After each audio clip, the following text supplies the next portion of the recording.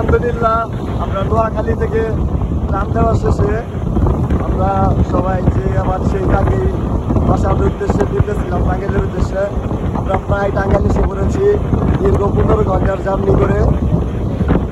আলহামদুলিল্লাহ আর কিছু সময় তারপর আমরা এসে করবো।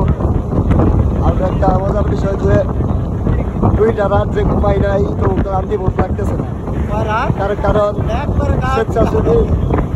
স্বেচ্ছাসেবীরা হয়তো এভাবেই রাত কাটায়। তো বলা চলে যে ভালোই লাগছে, এক পর্যায়ে মানুষের হাতে নিজের হাতে পৌঁছে দিয়ে ভালোই লাগছে। আর কিছু মানুষ আছে যারা কটু কথা বলবো ভিডিও ছাড়ছে, মানুষের হাতে ভিডিও দেওয়া ছাড়ছে, খাদ্য দেওয়া ছাড়ছে নাকি সেটা দেখো ভাই।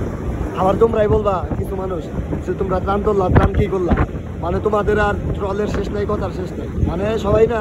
আবার কিছু ফ্রেন্ড সার্কেল আছে যারা বলে যে ভাই একটু ভিডিও করে দেখাই পানি কেমন, ভাই কোন রাস্তাতে গেলা, ভাই মানুষজন কেমনে আছে, জাস্ট ওইটাই দেখানো হয়েছে। তো তোমরা কিছু আছো শেষরা যাদের কথা হইলো নিন্দুকের মতো, নিন্দুকরা কথা বলে বিষয়। যাই হোক, ধন্যবাদ সবাই, বাচ্চা আসো, বাসা থাকো, নমস্কার।